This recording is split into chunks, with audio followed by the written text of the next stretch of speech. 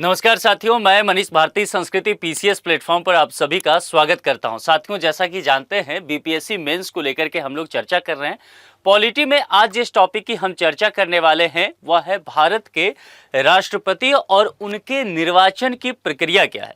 सबसे पहले यहां पर एक दो बात समझ लीजिए जहां से अधिक प्रश्न पूछे गए हैं। अब देखिए, राष्ट्रपति का एक ऐसा टॉपिक रहता है, जब आपने प्रीलिम्स की तैयारी की होगी तो मैं लगातार बता रहा हूँ कि प्रीलिम्स में हमेशा ही यहां से प्रश्न पूछा जाता रहा है। तो कुछ फैक्चुअल चीजें हैं जहां से प्रश्न रहा है, तो उन चीजों को हम साइड करते जाएंगे। हालांकि निर्वाचन की जो प्रक्रिया है वो मैं थोड़ा सा बता दूंगा, वो मेंस में पूछता नहीं है, लेकिन आपको व्यवहार तौर पर वो पता होना चाहिए। तो पहली चीज तो ये हो गई। दूसरी बात समझ लीजिए, यहां जो निर्वाचन लिखा हुआ है, दरअसल प्रश्न यहां से भी बन सकता है। पहली चीज ये कि राष्ट्रपति यानी कि देश के सर्वोच्च पद हुआ ये, और भारत के प्रथम नागरिक भी माने जाते हैं। आपने सुना होगा, पढ़ा होगा कि भारत को गणराज्य कहा जाता है। गणराज्य क्यों कहा जाता है? तो गणराज्य इसीलिए कहा जाता है क्योंकि भारतीय संविधान में इसकी व्यवस्था की गई है, यानी कि राष्ट्रपति के निर्वाचन की व्यवस्था की गई है।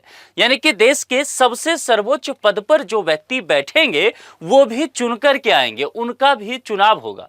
बशर्ते वो चुनाव अप्रत्यक्ष तौर पर ही क्यों ना हो जाए वो चलेगा, लेकिन चुनाव ही होगा, उनको जीत करके आना पड़ेगा, है ना। वंशानुगत क्रम में काम नहीं चलेगा। तो निश्चित तौर पर जहां पर भी इस तरह की व्यवस्था होगी वो देश गणराज्य कहलाएगा, रिपब्लिक कहलाएगा। इसीलिए भारत जो है गणराज्य है। ये बात, पहली बात तो समझ में आ गया। इस पर प्रश्न पूछे जा सकते हैं। अब निर्वाचन की क्या प्रक्रिया है, इन सब चीजों पर हम आएंगे, कितना महत्व है, ये सारी बातें देखेंगे। उससे पहले आपके लिए एक सूचना है, संस्कृति आईएएस दिवाली स्पेशल ऑफर आपको दे रहा है, जिसकी वैलिडिटी 22 अक्टूबर तक रहने वाली है। पीसीएस के विभिन्न फाउंडेशन कोर्स की चर्चा करेंगे। तमाम कोर्स यहां पर दिया हुआ है। जो लोग भी बीपीएससी का प्रिपरेशन कर रहे हैं उनके लिए यहां पर दिख ही रहा है। देखिए, 60 से 75% ऑफ तो है ही, लेकिन दिवाली पर 10% आपको एक्स्ट्रा ऑफ मिल रहा है। इसके अलावा यहां पर संपर्क सूत्र दिए गए हैं, आप संपर्क करके विशेष जानकारी लेकर के चीजों को समझ करके फिर अपने आधार पर आप कोर्स ले सकते हैं और तैयारी को और भी धारदार बना सकते हैं। अब जरा सबसे पहले यहां पहुंचते हैं। देखिए, भारत के संविधान में राष्ट्रपति की जो चर्चा की गई है वह राष्ट्र का संवैधानिक प्रमुख के तौर पर कहा गया है ना। अब समझिए, राष्ट्र का संवैधानिक प्रमुख, ये बात अलग है कि इनके शक्तियों का ज्यादा एंजॉय जो किया जाता है वो प्रधानमंत्री और उनके मंत्री परिषद के द्वारा, लेकिन सारा कामकाज जो होता है वो प्रेसिडेंट के नाम से ही होता है। आपने पहले भी पढ़ा होगा, हमने कल भी चर्चा किया था कि जब हम पार्लियामेंट की चर्चा करते हैं तो हमने आपसे कहा था कि लोकसभा राज्यसभा तो होता ही है, लेकिन पार्लियामेंट का एक अंग जो है वो प्रेसिडेंट ऑफ इंडिया भी होते हैं। तो इस बात का ध्यान देना है।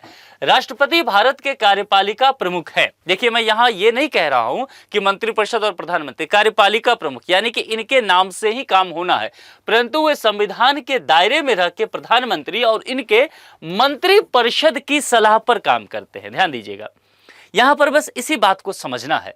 और राष्ट्रपति का चुनाव, जो सबसे महत्वपूर्ण चीज मैंने कहा कि गणराज्य होने का मतलब है कि राष्ट्रपति निर्वाचित होंगे, तो राष्ट्रपति का जो चुनाव होता है साथियों वो प्रत्यक्ष मतदान के द्वारा नहीं होता है। यानी कि आम नागरिक जो है वो जाकर के चुनाव में पार्टिसिपेट नहीं करते हैं, जैसे कि मुख्यमंत्री के चुनाव में करते हैं या प्रधानमंत्री के चुनाव यानी कि विधानसभा और लोकसभा के चुनाव में करते हैं, ऐसा नहीं होता। फिर ये होता कैसे है? तो इसके लिए जो प्रक्रिया अपनाया जाता है वह एकल संक्रमणीय मत प्रणाली के द्वारा होता है, और उसमें भी आनुपातिक प्रतिनिधित्व के सिद्धांत पर कार्य किया जाता है। अभी मैं बताऊंगा ये दोनों चीजों का, कि एकल संक्रमणीय मत प्रणाली और दूसरी बात जो है इसके माध्यम से अनुपातिक प्रतिनिधित्व, ये दो चीजें ध्यान रखना है आपको। दूसरी बात, राष्ट्रपति के पद पर यदि कोई व्यक्ति आना चाहता है तो उसके लिए क्या क्या उसके पास क्राइटेरिया होनी चाहिए। क्या आप भी देश के राष्ट्रपति बन सकते हैं? जरा देख लीजिए, आज आप बनने के योग्य हैं तो जरूर यहां समझिए। देखिए, सबसे पहले कोई भी भारतीय नागरिक वह होना चाहिए, यानी कि देश का सिटीजन जरूर होना चाहिए, और उसमें इसके अलावा कुछ और योग्यताएं होनी चाहिए। पहली योग्यता तो हमने चर्चा कर ही लिया, नागरिक। दूसरा, उसकी आयु जो है कम से कम 35 वर्ष होनी चाहिए। यानी कि अभी अगर आप 35 वर्ष को प्राप्त कर चुके हैं तो राष्ट्रपति बनने के लायक हैं, अगर 2-3 और क्राइटेरिया है उसको फुलफिल कर लेते हैं। अगर 35 वर्ष नहीं हुए हैं, बाकी चीज आपके पास है, तो ध्यान रखिएगा, बस क्या करना है, 35 वर्ष का हो जाना है, और उसके बाद आप इसके लायक हो जाएंगे, आप चुनाव वगैरह लड़ सकते हैं। अब मामला समझ में आ रहा है? तो यहां पर दो बातें हो गई। तीसरी, वह लोकसभा का सदस्य चुने जाने के योग्य हो। साथियों, यहां पर क्या कहा गया? लोकसभा जो निम्न सदन है उसके सदस्य चुने जाने के योग्य हों। कहने का तात्पर्य है कि लोकसभा सदस्य बनने के लिए जो जो योग्यता चाहिए वो सब भी वो पूरा करते हो। वहां पर उम्र 25 है लेकिन यहां पर 35 है, इसलिए इसको अलग से बता दिया गया है, ठीक है। और वह भारत सरकार या किसी राज्य सरकार या उसके अधीनस्थ किसी भी लाभ के पद पर नहीं होना चाहिए। लाभ के पद को लेकर के सुप्रीम कोर्ट का कई निर्णय है, उसके माध्यम से समझा जाता है, यानी कि किसी भी इस तरह के पद पर वो नहीं होना चाहिए, तो फिर वो योग्य हो जाएंगे। और यहां पर राष्ट्रपति पद के लिए अब नामांकन दाखिल करने की बात की जाएगी। जाहिर सी बात है कि चुनाव में आप योग्य हो गए तो नामांकन तो दाखिल करना ही पड़ेगा। उसके लिए उम्मीदवार को कम से कम 50 प्रस्तावक और 50 समर्थक की आवश्यकता होगी। अगर ऐसा नहीं होता यह प्रावधान, तो देश भर में बहुत सारे लोग जो है राष्ट्रपति का चुनाव लड़ने लग जाते बेमतलब के लिए, है ना, अपने आप को मीडिया में लाने के लिए, है ना। और इन सब चीजों से क्या होता कि निर्वाचन आयोग को बहुत अधिक परेशानी होती। तो एक मिनिमम क्राइटेरिया रखा गया है। अब यहां पर जो मैंने कहा था कि राष्ट्रपति का चुनाव जो होगा वह प्रत्यक्ष रूप से जनता द्वारा नहीं किया जाता है, बल्कि कैसे होगा, एक निर्वाचन मंडल के माध्यम से किया जाएगा। अब यहां पर फिर से प्रश्न उठता है साथियों कि यह जो निर्वाचन मंडल होगा, तो इस निर्वाचन मंडल में कौन कौन से लोग शामिल होंगे, किस किस पद पर बैठे हुए। तो पहली चीज क्या है, मैंने आपको क्या कहा था, प्रेसिडेंट संसद का एक हिस्सा है, ठीक है। तो संसद के दोनों सदन, अब संसद में दोनों सदन है, लोकसभा भी राज्यसभा भी, और यहां पर जो निर्वाचित सदस्य हैं, देखिए स्पष्ट तौर पे कहा गया निर्वाचित सदस्य।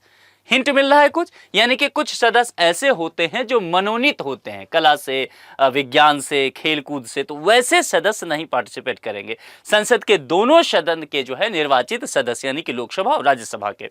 इसके अलावा अब दूसरी बात ध्यान रखिए, राज्यों यानी कि जितने भी राज्य हैं, पूर्ण राज्य जितना है, और केंद्र शासित प्रदेश, केंद्र शासित प्रदेश में दो का उल्लेख मिलता है, एक दिल्ली और एक पुडुचेरी। इसके विधानसभा के जो निर्वाचित सदस्य हैं ये भी यहां पर पार्टिसिपेट करते हुए नजर आएंगे। अब इसको लेकर के कुछ प्रक्रिया है, यानी कि मामला पहले समझ गए कि कौन कौन निर्वाचन मंडल में शामिल होंगे, तो यह चीजें तो हो गया। अब उसकी प्रक्रिया क्या है, जरा उसको एक नजर में देख लेते हैं। देखिए होगा क्या, प्रत्येक विधायक कहां से आएंगे, मैंने निर्वाचन मंडल में शामिल स्थिति में आपको बताया था कि राज्य और केंद्र शासित प्रदेश दिल्ली और पुडुचेरी विधानसभा के निर्वाचित सदस्य, यानी कि यहां पर विधायक की बात की गई है, ध्यान रख रहे हैं यहां पर विधायक। तो यहां पर चूंकि विधानसभा में भी कुछ मनोनीत सदस्य होते हैं तो उसको हटा देना है, निर्वाचित सदस्य। तो विभिन्न राज्यों के विधायक और सांसद लोकसभा और राज्यसभा, इनके मत का मूल्य अलग अलग डिसाइड किया जाता है। मत का मूल्य ध्यान रखिएगा, वैल्यू निकाला जाता है, ठीक है, यह होता है। और राज्यों की जनसंख्या के अनुसार जो है वह संतुलन बनाया जाता है। क्योंकि देखिए जहां एक तरफ देखेंगे उत्तर प्रदेश जैसा विशाल जनसंख्या वाला राज्य भी है, वहां सिक्किम हो गया, गोवा हो गया, इसके अलावा त्रिपुरा, नागालैंड, छोटे छोटे राज्य भी हैं जहां पर जनसंख्या बेहद कम है। तो यहां पर राज्यों की जनसंख्या के अनुसार संतुलन इसमें बनाया जाता है और ये मत का मूल्य इसमें डिसाइड करता है। विधायक के मत का मूल्य जो है, ध्यान से समझना, विधायक तो जाहिर सी बात है कहां आपका दिमाग जाना चाहिए, उससे संबंधित राज्य में। मान लीजिए अगर बिहार विधानसभा के विधायक की बात की जा रही है तो बिहार राज्य की चर्चा की गई ना, तो विधायक का जो मत का मूल्य होगा, वोट की वैल्यू होगी, वहां संबंधित राज्य की जनसंख्या पर निर्भर करता है। ऐसे उदाहरण समझिए, जैसे बिहार राज्य के 243 विधायक हैं, हम जानते हैं, तो बिहार राज्य में जो जनसंख्या ऑफिशियली होगा 11 करोड़ 12 करोड़ जो भी, तो इसके आधार पर यह किया जाएगा, ठीक है, जनसंख्या पर इसका मत का वैल्यू निर्भर करेगा, जिसका निर्धारण कुछ सूत्र के माध्यम से किया जाता है। निर्वाचन आयोग ने स्पष्ट तौर पर वो सूत्र बना रखा है, फॉर्मूला है, ताकि सभी चीजें स्पष्ट रूप से रहे। देखिए विधानसभा सदस्य के मत का मूल्य कैसे डिसाइड किया जाता है, महत्वपूर्ण चीज ये है। अब राज्य की जनसंख्या सबसे पहले, तो बिहार की जनसंख्या, अगर बिहार ले रहे हैं तो बिहार की जनसंख्या ले लीजिए, उसको डिवाइड कर दीजिए कुल निर्वाचित सदस्य जो विधायक हैं आपके, उसकी संख्या से 243 से, और इंटू 1/1000। उसके बाद जो यहां पर आपका वैल्यू निकलेगा, जो भी वैल्यू निकलेगा वही माना जाएगा, ठीक है। विधानसभा सदस्य के मत का मूल्य वो डिसाइड होगा। ऐसे उत्तर प्रदेश का, तो उत्तर प्रदेश में जितने विधायक हैं और उत्तर प्रदेश के जो जनसंख्या है उसके आधार पर, फिर महाराष्ट्र में, गुजरात में, जहां जहां भी प्रत्येक राज्य का ऐसे इसी फॉर्मूले से निकाला जाएगा। अब विधायक का हो गया, अब सांसद पे आइए। विधायक का मत का मूल्य हमने डिसाइड कर लिया। अब यहां पर ध्यान दीजिएगा कि हम यहां पर डिसाइड करेंगे कि सांसद महोदय जो हैं उनके मत का मूल्य क्या होगा।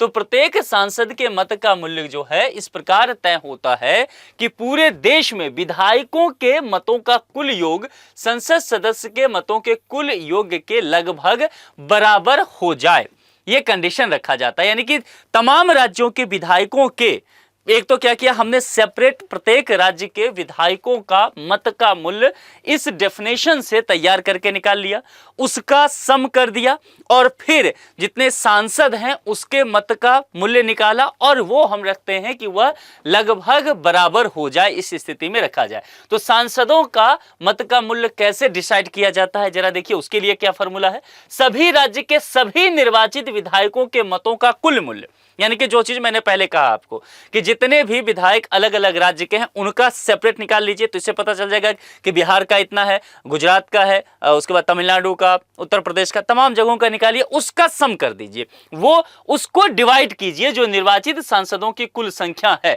अब कुल संख्या में आपको क्या करना पड़ेगा कि लोकसभा और राज्यसभा में जितने सांसद हैं निर्वाचित, ध्यान रखिएगा मनोनीत नहीं, इसको ऐड कर दीजिए, उससे डिवाइड कर दीजिए, जो प्रत्येक राज्य के विधायकों का कुल मत जो है उसका जो सम आया था उसको डिवाइड कर देना है। मामला ये समझ में आया। अब चुनाव की प्रक्रिया में यदि इतना काम हो गया, अब यहां से एक प्रोसेस और समझिए, थोड़ा सा ट्रिक है।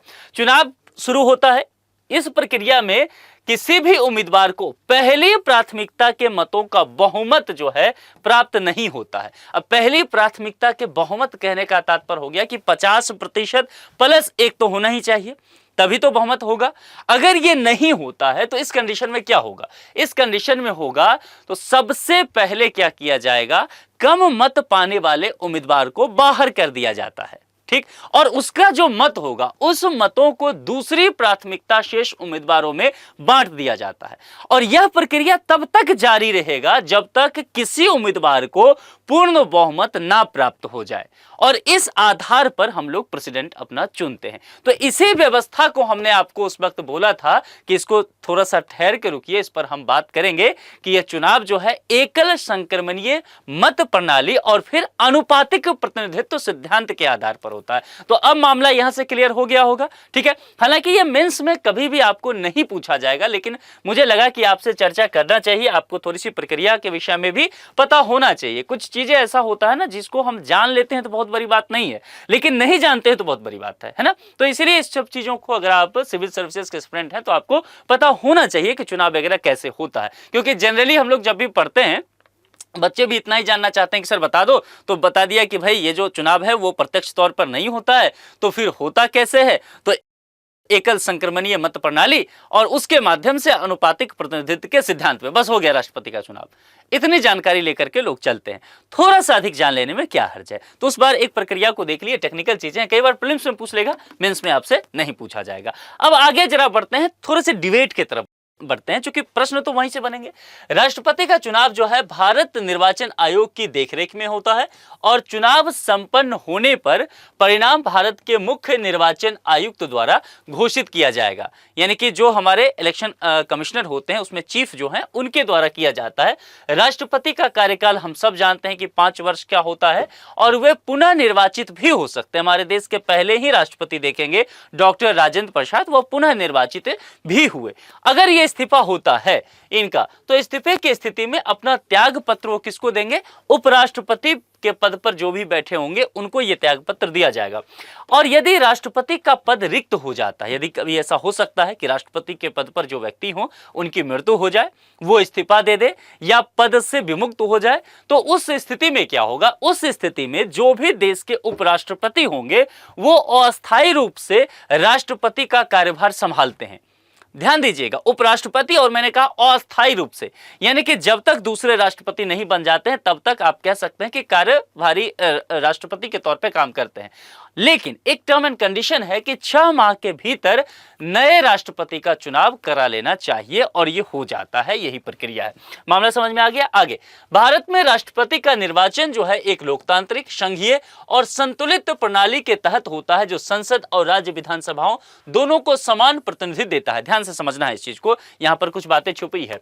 अब देखिए, राष्ट्रपति का निर्वाचन जो है कहा गया एक लोकतांत्रिक प्रक्रिया से। यहां से आपसे प्रश्न भी बन सकता है कि क्या लोकतांत्रिक प्रक्रिया से होता है, तो निश्चित तौर पे हमने देखा लोकतंत्र जो है उसमें सहभागिता है, मतों का अपना एक अर्थ है, उसको पूरा किया जाता है। दूसरी बात, यहां पर एक शब्द हमने पढ़ा कि संघीय, है ना, तो संघीय कहने का तात्पर्य हम जानते हैं कि भारत एक संघात्मक देश है, केंद्र और राज्य के साथ ही बढ़ता है आगे, है ना। तो उसमें देखेंगे, आपने देखा कि हमने विभिन्न राज्यों के जो विधायक हैं उनके मतों का वैल्यू निकाला और सबको फिर ऐड भी किया, तमाम राज्य के विधायकों के मतों का कुल योग को, और फिर उसको बराबर करने की कोशिश हमने किया कि सांसद के जितने वैल्यू हैं। तो कुल मिलाकर के क्या देखा हमने, जो संघीय और संतुलित प्रणाली है इसके तहत हमने काम किया, और संसद हो या राज्य विधानसभा हो, दोनों को समान प्रतिनिधित्व देने का काम किया गया। किसी को मन में यह ना लगे पार्लियामेंट को कि वहां पर विधायकों की संख्या ज्यादा है तो वहां से फिर काम चल जाएगा। किसी को, विधायकों को यह ना लगे कि पार्लियामेंट में सांसदों को ज्यादा वैल्यू दिया जा रहा है, क्योंकि अलग अलग राज्य में अलग अलग पार्टी की सरकार हो सकती है। ध्यान रखिएगा, केंद्र में अलग पार्टी की सरकार, तो कहीं ना कहीं किसी को भी एडवांटेज मिलता हुआ नजर ना आए, समान प्रतिनिधि मिले और उसके आधार पर जो अपना बहुमत निकाल ले वो उनके लिए काफी है। तो यह प्रक्रिया जो है भारतीय लोकतंत्र के विशिष्टता को निश्चित तौर पर दर्शाता है, जिसमें केंद्र और राज्यों के बीच सहयोग और संतुलन कायम रहता है। तो दोस्तों, यहां पर हमने आज देखा कि देश में जो सर्वोच्च पद हमारे यहाँ का है संविधान के आधार पर, वो राष्ट्रपति का पद है, और राष्ट्रपति का पद भी यहाँ पर निर्वाचन से पहुंचते हैं, उस पद पर निर्वाचित होकर के जाते हैं। यानी कि यहीं से यह निकलता है कि भारत एक गणतांत्रिक देश है। पूरी प्रक्रिया को आपने समझ लिया। अब इस पर कुछ प्रश्न वगैरह हो तो आप उसको सॉल्व करने का कोशिश कीजिए। अगर कुछ ना समझ में आए तो आप कमेंट बॉक्स में लिख करके बता भी सकते हैं। किसी और टॉपिक पर आपको चाहिए कि चर्चा कर लिया जाए तो टॉपिक आप कमेंट बॉक्स में लिख सकते हैं, हम लोग कोशिश करेंगे कि उस पर बात किया जाए। आज के लिए इतना ही। जुड़ने के लिए आप सभी को बहुत बहुत शुक्रिया। Thank you so much.